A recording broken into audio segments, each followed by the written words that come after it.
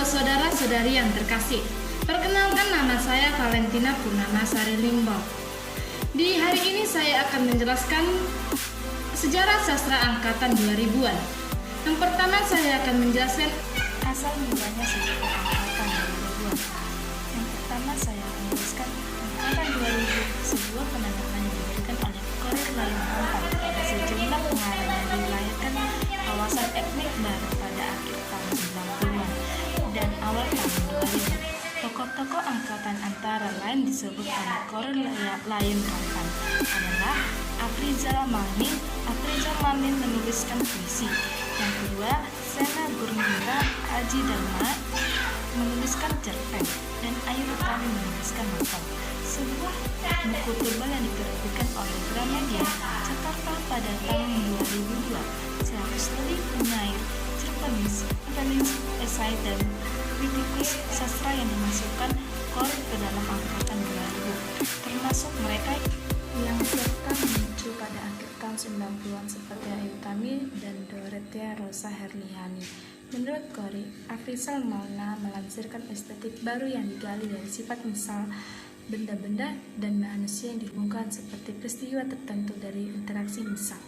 Setelah terjadi reformasi ruang gerak masyarakat pada awalnya, mereka selalu dibekam dan terganjal oleh gaya pemerintah Orde Baru yang represif, tiba-tiba memperoleh saluran kebebasan yang leluasa. Kesusastraan seperti dalam sebuah pentas terbuka dan luas, para pemainnya boleh berbuat dan melakukan apa saja, namun ada suasana tertentu yang mematangnya. Angkatan 2000 adalah nama yang diberikan oleh Korir Layang Rampan. Ada sejumlah pengarang yang melahirkan wawasan estetik pada tahun 90-an dan tokoh-tokoh sebagai berikut, seperti Afrizal Maulana. Yang kedua, Sena Gurmira Aji Dharma. Yang ketiga, Ayu Utami. Di sini saya juga akan menjelaskan kemunculan sastrawan wanita pada tahun 2000-an. Awal pada tahun 2000-an merupakan masa peralihan dari zaman Orde Baru ke zaman reformasi. Jadi otomatis rezim Presiden Soeharto jatuh dan digantikan oleh Presiden Habibie. Pada masa itu terjadi perubahan karya-karya sastra bagi dalam segi tema maupun segi pemakaian bahasa. Perubahan ini disebabkan pembatasan tentang pengeluaran ekspresi masyarakat terhadap pemerintah. Setelah lahirnya reformasi, banyak sastrawan menulis karya sastra yang bertema tentang sosial politik, tema yang jarang sekali dibuat oleh para sastrawan terlebih dahulu.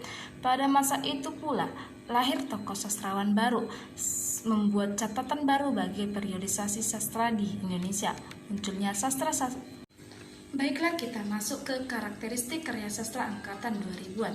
Yang pertama itu menggunakan kata-kata maupun frase yang bermakna konotatif atau makna yang mempunyai hubungan atau kaitan. Yang kedua, banyak penyindir keadaan sekitar baik sosial, budaya, politik, dan lingkungan. Yang ketiga, revolusi tipografi atau tata wajah yang bebas, aturan dan kecenderungan ke puisi konkret yang dibuat atau yang disebut antromorfisme. Yang keempat, kritik sosial yang sering muncul lebih keras. Yang kelima, penggunaan estetika baru. Yang keenam, karya cenderung vulgar.